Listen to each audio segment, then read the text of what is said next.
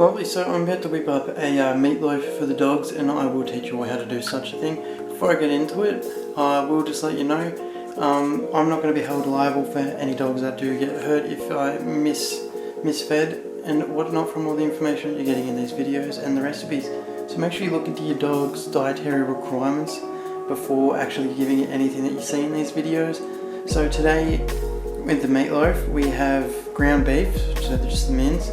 We have eggs, vegetables, and oats and cottage cheese. So first I'll go through most of the ingredients there that we have and just go from it. So obviously meat, what else do we need to know about that? So then we dive straight down into the cucumbers here that I'll be using today. I'll be using cucumbers, sweet potato, carrots.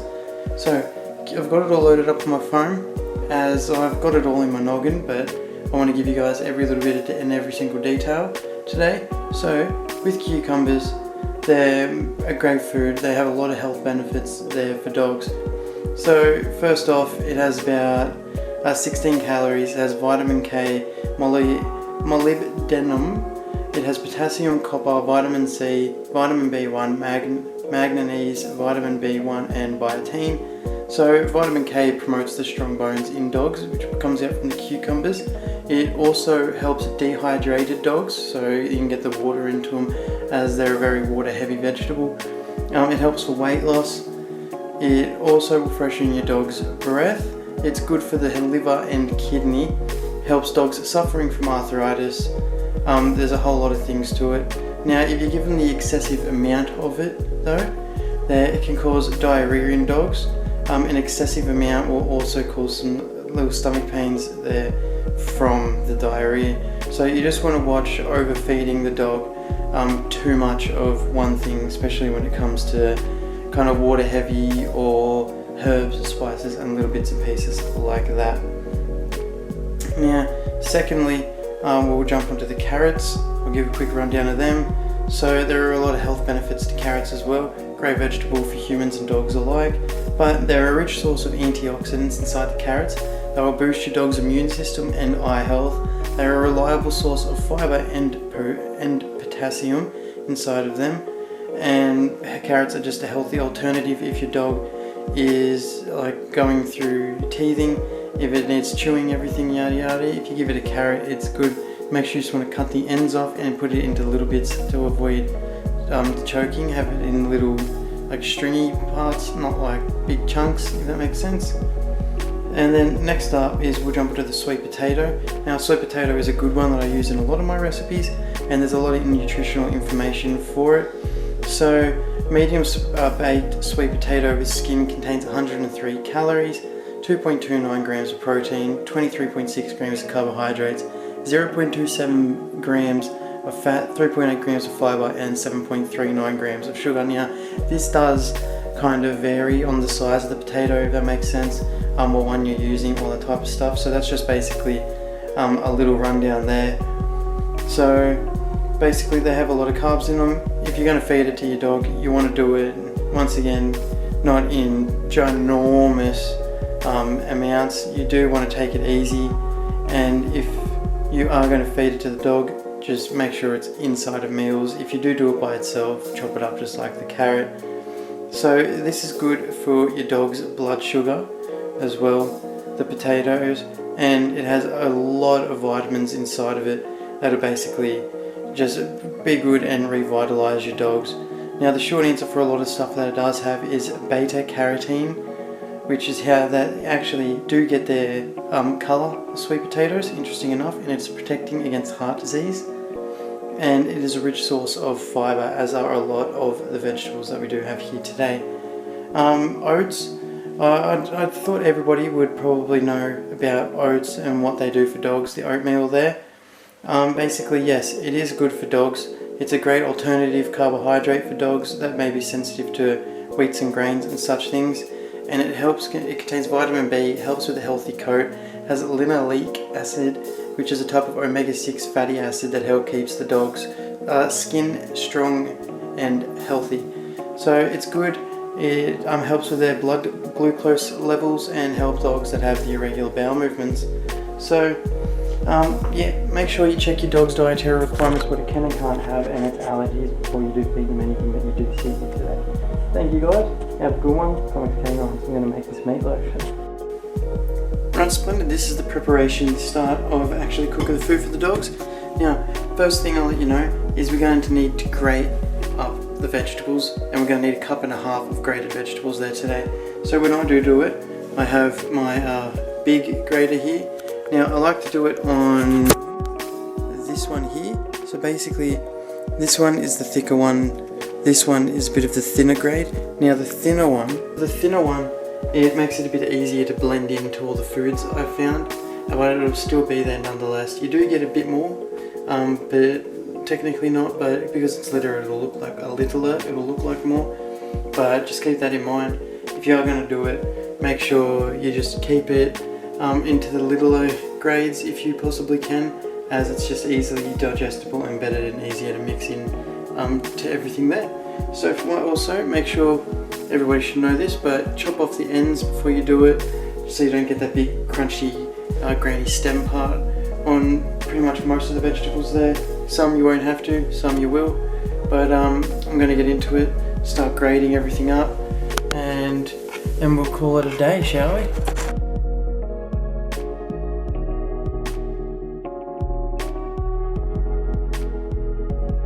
Alright, awesome. So we're here about to make up the meatloaf. Now, what we do have is the ingredients. We'll start with that. So we have a pound or half a kilogram of ground beef, the mince that we have there. We have 1.5 cups of grated mixed vegetables, with carrots, sweet potato, and some Lebanese cucumber. We have 1.5 cups of oats, as well as 2 eggs. And we also have 1/2 cup of cottage cheese. Very uncertain if you can see all that there, should be able to. Nonetheless, what we want to start with is preheating the oven. Now, you want to go to 176 degrees if you want to be specific, but I normally just push it straight up to either 175 or 180. So, today, we're just going to go straight to 180. So, while that's waiting, we'll get into it. So you just want to combine every single ingredient into the bowl and mix all of them thoroughly. So I always start with the mince first, then I always add in the vegetables. Now you can mix this using your hands. I do prefer good old wooden spoon. If it gets real nitty gritty, you've got to push everything in together. That's when I will get out my hands. So whenever you're cooking, regardless whether you're using your hands or not, always make sure that you do wash them prior to it. You are feeding dogs, and they do have an incredible immune system, as well as they're just very good with taking in bacterias. But you know, although we are only feeding dogs, always make sure you do the best for them. So wash your hands, keep them healthy, and last but not least, feed them good.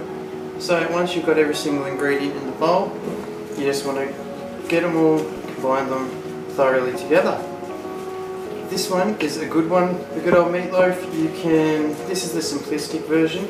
You can add a couple of little bits and pieces together if you'd like. If you want to throw in different vegetables, just make sure you keep it set at the 1.5 cups and make sure they're grated. Make sure you can add in a little bit of cheese if you like. Normally you can toss in about a handful to 1/2 cup there as well. If you want to put in some fruits instead of the vegetables, just make sure that you get the right one. Some fruits are quite harmful to our poor little fur friends there. You can pretty much modify it, make sure you can make it grain free if you did want to, depending on your dog's allergens and dietary requirements. And that is basically it. You can use some ground turkey if you wanted instead of some beef. There are a couple of alterations that you can make, but you can add some herbs and spices in actually as well. That's another one for you. But at the end of the day, I just like to keep it, well, not simple, but I like to just do this one. It gives them everything they need. They love it, so why fix it up if it ain't broke? You know, the shoe fits, wear it. Some other cool metaphors down in the comments there. We'll use them too. So, that is almost perfectly mixed. Lovely, looking good, coming along great. You'll know it is when everything just looks combined and it's mainly the meat after that. So, you're going to want to get your meat over tray there. And I normally like to line it with a bit of baking paper, so I'm going to quickly go do that now. Splendid.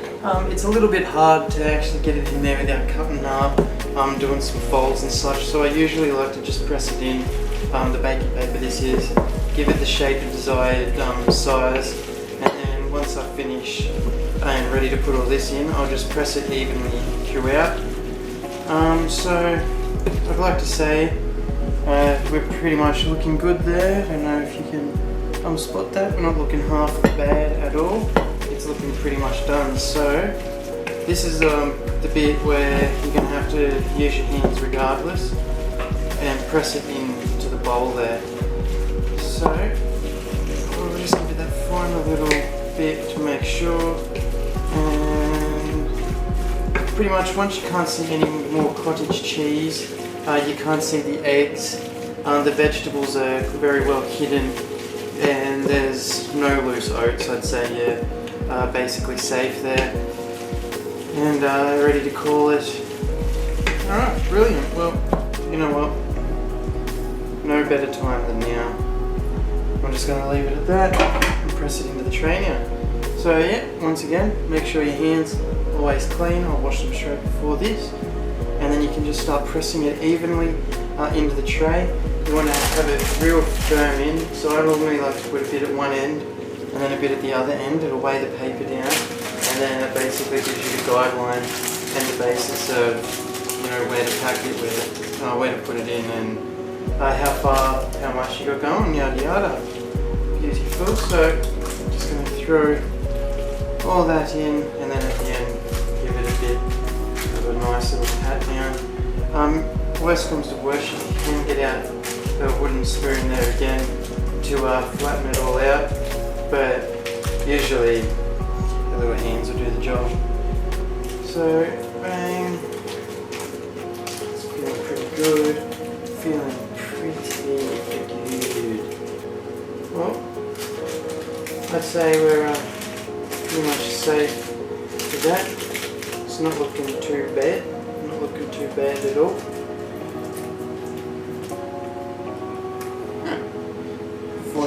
So, you want to bake this one for 40 minutes. So I'm going to go ahead, quickly set an alarm on the phone. I've already got a 45 minutes, so we'll just turn that down to 40. And I like to do it as soon as I put it in. So, wipe my hand quickly. So that is how the meatloaf should be looking. Relatively simple and easy. So now, we're going to open that bad boy up. And if anybody has any suggestions on how to better put the baking paper in, feel free to let us know. And we're just gonna, there we go, place that one nicely in right there, beautiful, and bang, 40-minute timer. As soon as that's up, we'll have a quick look, see how it turned out, and that will be meatloaf done and dusted. Alrighty guys, talk to you soon. Guess what else is ready to go? The meatloaf. Let me just double check that it's alright. It's been 40 minutes. Still looking a bit, yeah. Might need to put it in for a little bit longer, I reckon. You want it to just be a little bit firm, but not too firm. You can still kind of feel it's a little bit like doughy, battery, kind of. And just the coloration on that, it should be a bit more brown. Nonetheless, we'll put it in for another 5 or so, and then I'll double check it with the knife. Yeah, there's still a little bit of red. Throw it back in, and come back to her soon. Cool. Ghidorah. Test number 2. Let's see how she goes. Alright, we're looking a bit more promising this time. It's been about 8 minutes. Ooh, still a bit of red. Still looking a bit red then raw. You know what? Might pull it out, put the knife through it and see how it looks, and we'll go from there. Alright, so we'll put it in, probably give it a little bit longer. It's looking good throughout. I don't know if anyone can see that. It's not red, not raw looking. It all looks fairly decently cooked. But I'll put it in for a little bit longer. That'll get a bit better coloration. Try not to overcook it, but as long as we can get it just kind of fine, a bit crispier on top and such, we'll call it a day with that. Alrighty, cool. Awesome, well I've given it another 10 minutes, so I'm going to call it now. It's already looking about 10 times better, I like that. Once all the liquidation and all the bubbles, little oils and such get off the top. See, that already feels a bit better with the knife. Yep. So I think we're going to call it with that. That did take up to an hour, but mine was pretty soluble with the mince that I used. It was a bit more fatty, greasy, a little lard type of stuff. So that is that, but we'll slice that up, let it cool for a little bit, and then slice it up, should I say. And we'll just store it in an airtight container. You can either freeze it, put it in the fridge for roughly about 4 to 7 days, and let your doggos enjoy it. That's if it lasts that long. Roughly get about 6 slices. You go about 1, 2, 3, 4, 5 and the 6. So give or take there'll be about 6 there, but we'll find out at the end, see how big that I do it. Awesome, let it cool down and then we'll chop it up. Alright, so yeah, this is me at about 9 o'clock on a Thursday night editing the meatloaf video, and I realised I didn't get the last footage for it. I think it may have actually been lost because my camera did a bit of a whoop-de-woo. But nonetheless, that was the meatloaf video, nothing more to it. I cut it up, fed it to the dogs pretty much. I hope you do all enjoy. Sorry about the quality here, I'm just kind of improvising for the meantime, but yeah, definitely keep the other ones going, and hopefully get them done and dusted at a better quality. But nonetheless, I hope you guys do enjoy. Make sure to share around on all socials and tag ComixCanines if you do make it, and feed it to your dogs to show us how you go. If you decide to switch it up at all, tell us what type of different varieties you made, and I hope you enjoy. You guys have a good one. We'll see you next time.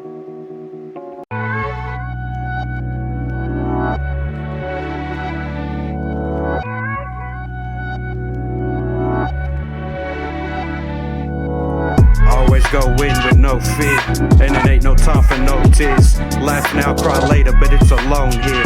No control, my brothers think of the stolen years.